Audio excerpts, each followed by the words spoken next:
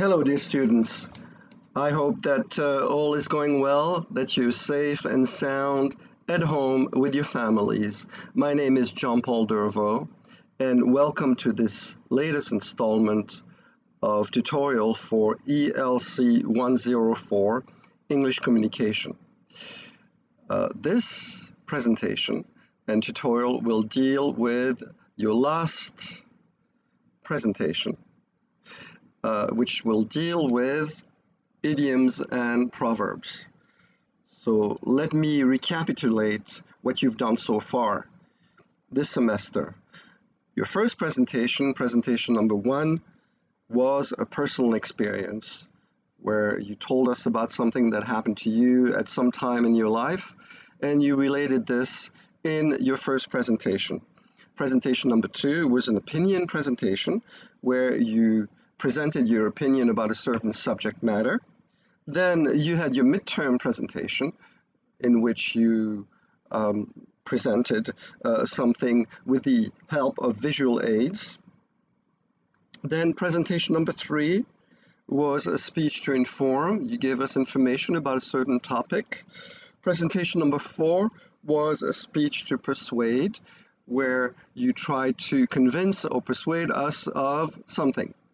This one will deal with idioms and proverbs, and you can look at the illustration which is presented here. So this is what my teacher meant when he said, "Don't let idioms trip you up." What are idioms? Well, every language has popular expressions that don't always mean what you would expect. These popular expressions are known as idioms. An idiom usually cannot be translated literally, and attempts to do so often may lead to confusion and frustration. For example, the English idiom, "you're pulling my leg," means you're kidding. Kidding is another idiom, really. Or you're not telling the truth. You're teasing me, you're joking with me. It doesn't literally mean that you're holding my leg and pulling it.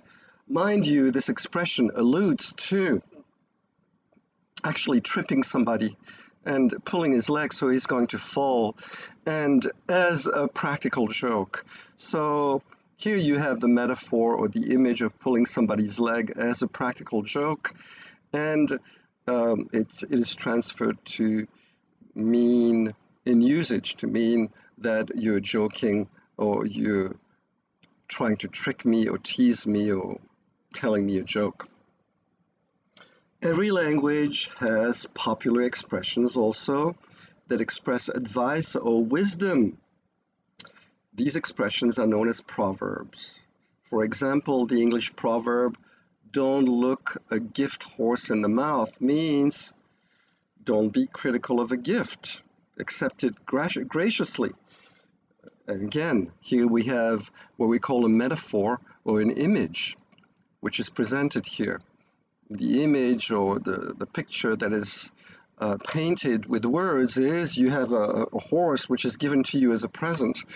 And, well, if it's a present, don't look at it inside its mouth to see whether it's a healthy horse or it's got all its teeth. Just accept it graciously. So let's cut to the chase, so to speak. And cut to the chase is an idiom. Cut to the chase. An idiom, which means come to the point. Get to the point, and the point of this presentation is going to be for you to use an idiom or a proverb. And you see here, cut to the chase, you hear this expression and you wonder, what does it mean? If you translate it word for word from English into Arabic, you may be puzzled. And you could see the definition here, cut to the chase, a phrase that means to get to the point without wasting time. And you have an origin there because most of those expressions can be traced back to a certain time. Here, this saying originated from early film studio silent films. It was a favorite of and thought to have been coined by Hal Roach. Cut to the chase, meaning, well, let's not talk too much. And the chase would be the action of the film, the car chase or the chase of the thief and the policeman and so on. So I'm cutting to the chase and I'm moving on to the page here that contains the sample presentation, which contains an idiom or a proverb, and in this case, it is a proverb. So you have an introduction, which contains an attention-getting opener. Then it's followed by a clear statement of the idiom or proverb, an explanation or definition of the idiom. Then you're going to give an example that illustrate the usage of the idiom or proverb, another example, and a conclusion. So let's read this together. What would you do if your parents went on vacation and left you home alone? Would you stay out late? Would you throw wild parties and invite all your friends? I'm sure no one here would act so irresponsibly, but there are plenty of people who would. Many of you have heard the expression, when the cat's away, the mice will play.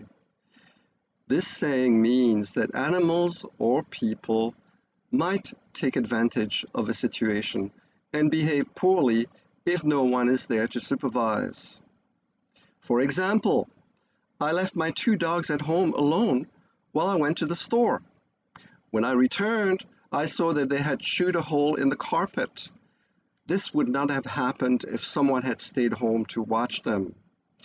Another example happened when my teacher was giving our class a test.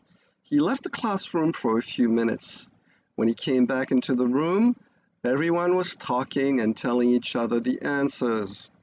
If he had stayed in the room, the students could not have cheated. My brother was complaining that whenever he goes out of town, his employees come in late, leave early, and don't do their work. I told him, you know what they say, when the cat's away, the mice will play. This example is a bit short and summary, but it does contain an introduction which includes the attention-getting opener, the statement of idiom or proverb, and the explanation. Then the body starts here, example A, example B, and then you got the conclusion here. Now, let me show you the outline that I would like you to use for this presentation. Here's the outline, as you can see, idiom and proverb presentation. You have clearly defined an introduction, a body, and a conclusion. Your introduction contains the attention-getting opener. You start with the attention-getting opener as you did for your previous presentations. And it could consist of a short anecdote, which is a short story that relates to the idiom or proverb you're going to choose. Some surprising facts and figures, which again will relate to the idiom or proverb you will choose, or a citation or a quote you cite from a magazine, from a book, from some publication. You quote what a person has said, according to Albert Einstein, according to Ronald Reagan, and so on and so forth. Then you move on to a clear statement of the idiom or the proverb. Well, you say the proverb, when the cat's away, the mice will play. All work and no play make Jack a dull boy. Those are proverbs. Early to bed, early to rise makes one healthy, wealthy, healthy, and wise. That's another proverb. No pain, no gain, and so on. And then here you follow it with a clear definition of the idiom or the proverb. Then you add a transition. Let me move on to my first example. And then you give an example which illustrates or relates to your idiom or proverb. You finish your first example, you move to a transition. It tells us that you've finished your first example and you're moving to the second example.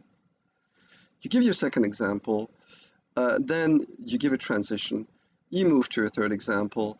Um, I found that in the example I gave you, you only have two examples, and the conclusion seems to be a third example. I'd like you to just give three examples within the body.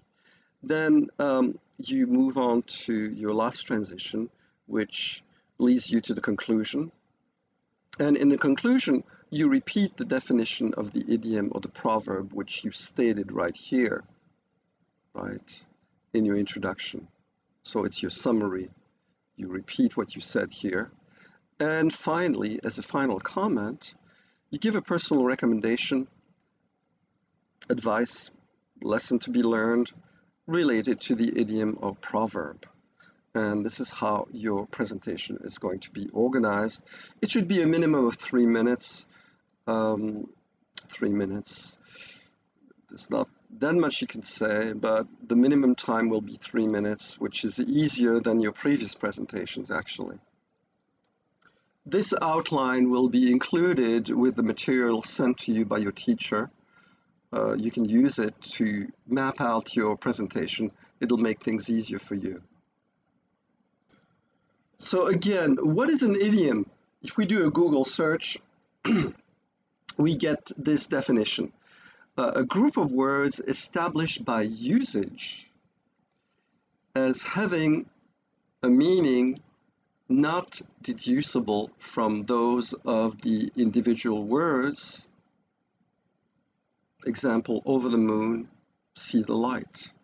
So an idiom is basically an expression, a turn of phrase, a set phrase. There are idioms everywhere, in every level of language, in everyday language, in formal language, in informal language. Idioms are everywhere.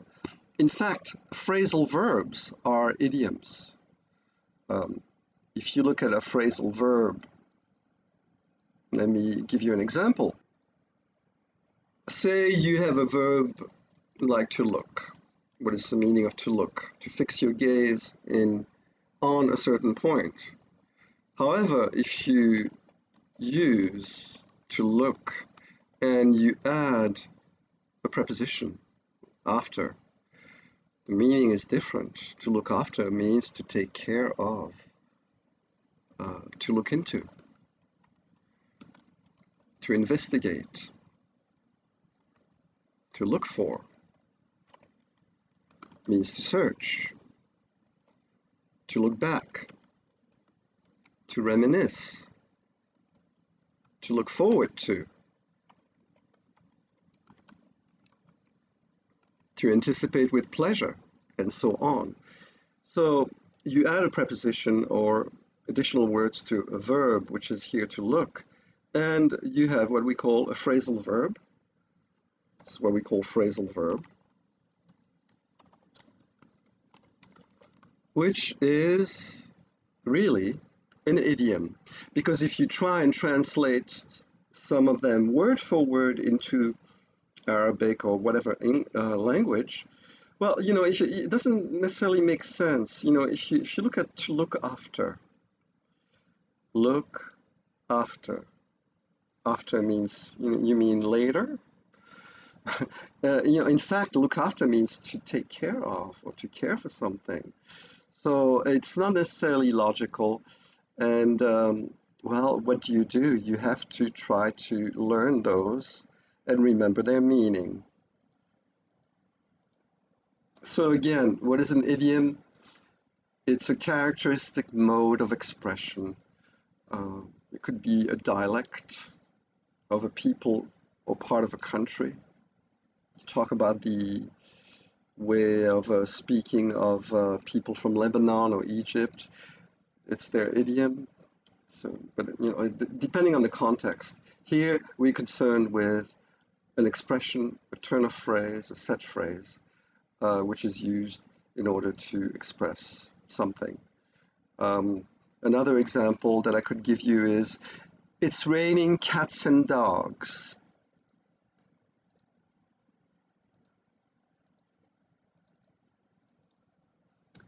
It's raining cats and dogs.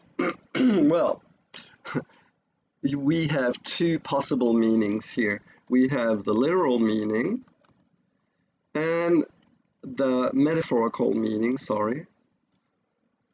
So we have two meanings here, the literal meaning and the metaphorical meaning. Literal meaning is word for word. It's raining cats and dogs. So literally, cats and dogs are falling from the sky. And you have the metaphorical meaning, which here is some sort of representation or image, what you would call an emblem or a logo that represents a company, for example. Well, it's raining cats and dogs. Cats and dogs are not actually falling from the sky. It's an image or a metaphor, which means it's raining heavily.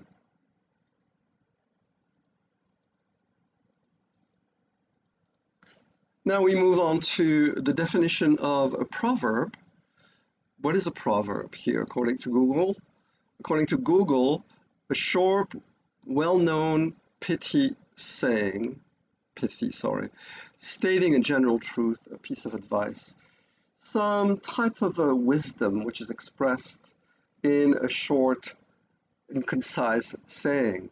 A proverb is a simple, concrete, traditional saying that expresses a perceived truth based on common sense or experience.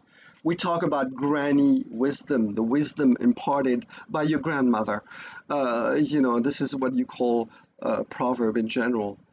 And proverbs are often metaphorical and used for formulaic language. Collectively, they form a genre of folklore. So another word for proverb is a saying, an adage, a maxim, an axiom, a motto, an aphorism. This is what a proverb is. Now let me give you some examples of idioms, which here are presented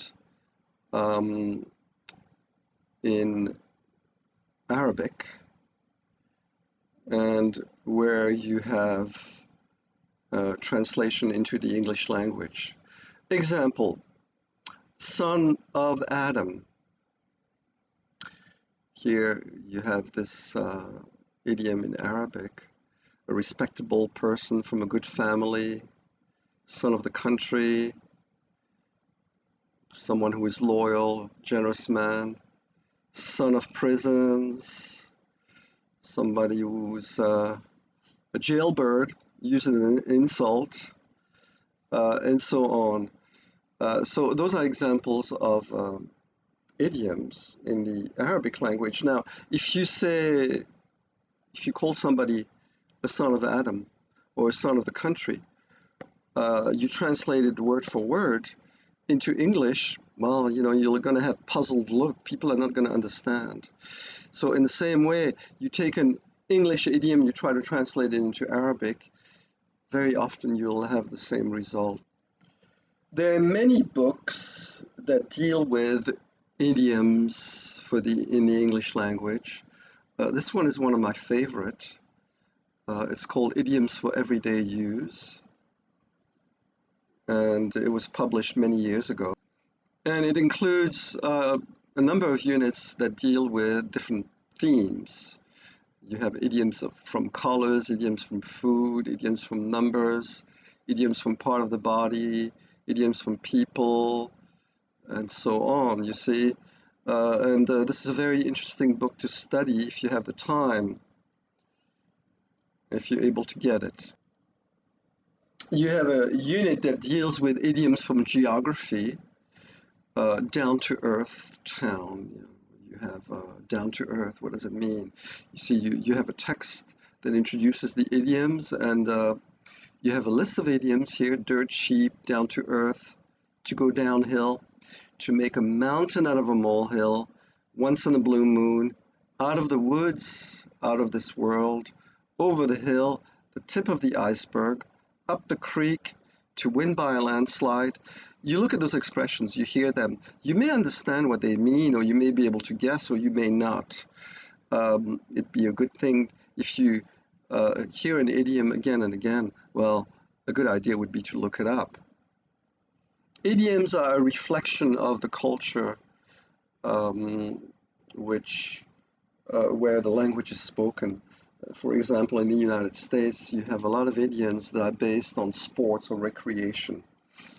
Example here, a person on the ball, to get a kick out of something, go fly a kite, a good sport, in the same boat, to keep the ball rolling, no dice, off base, on the ball.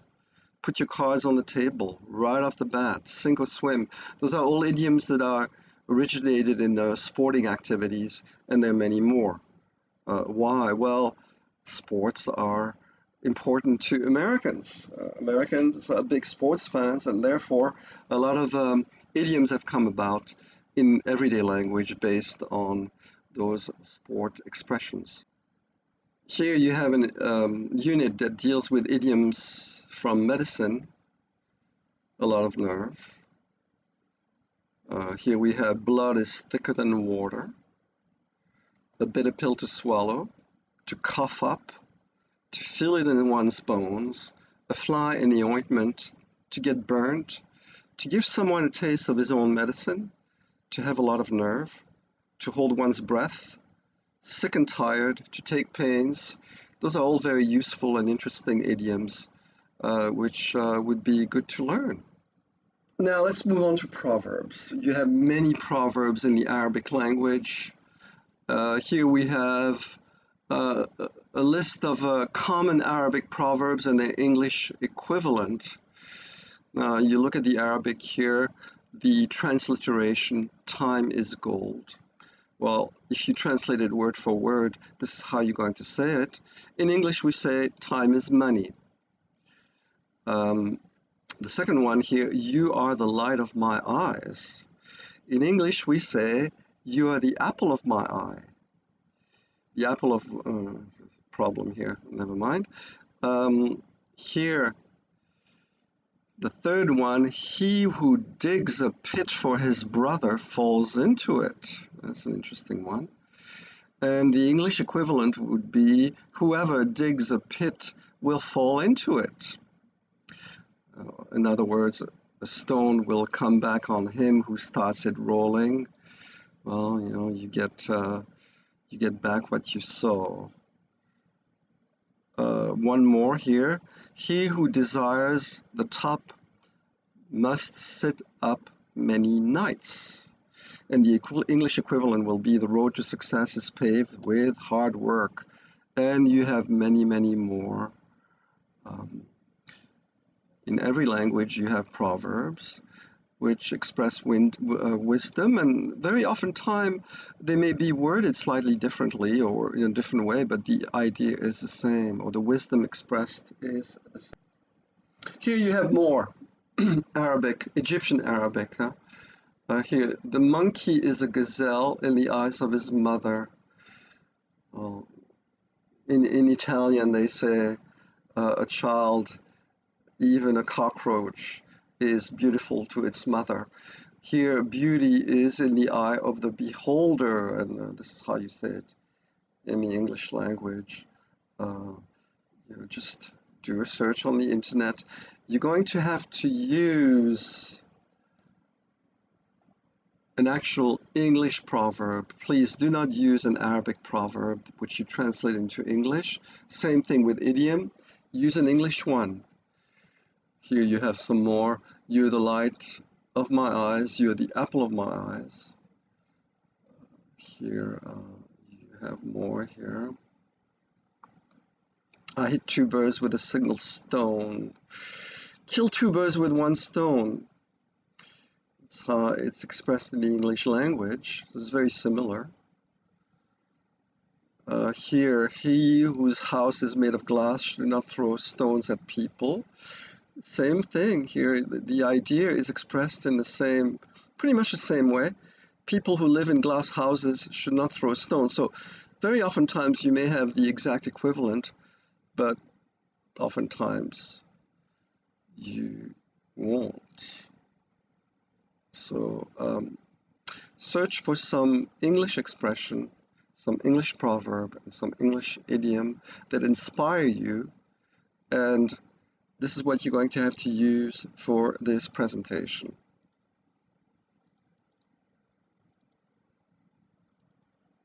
So your teacher is going to send you this chapter, which is not in the edition of the book that you have. It was contained in the first edition or the previous edition of the book. We've decided to ask you to do this presentation in lieu or in place of the impromptu presentation and the final job interview, which would be too complicated to administer online nowadays. So in a way, this simplifies your task. This should be an easy presentation. Your teacher will send you this chapter, and it deals with idioms.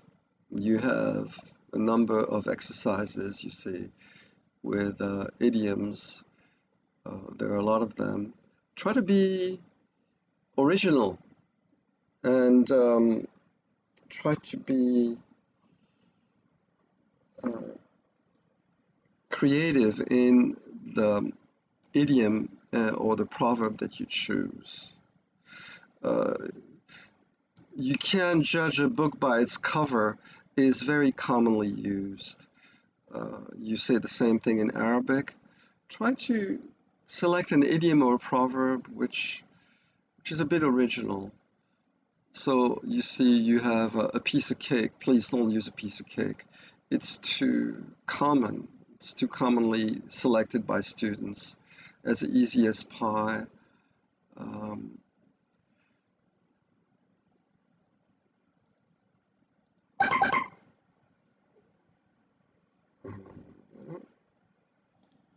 At the end of this unit, the last page, you have a self-evaluation form here. And once you do your presentation, keep those points in mind. Your time limit, it's got to be a minimum of 3 minutes. Eye contact, volume of voice, rate of speech, you know what those are. Eye contact, look at the camera. Volume of voice, well, it shouldn't be a problem. Rate of speech, don't speak too slowly, don't speak too fast. The organization, you have an attention-getting opener, the statement of the proverb, the explanation or definition. You should have 3 examples, not just 2, and a graceful conclusion.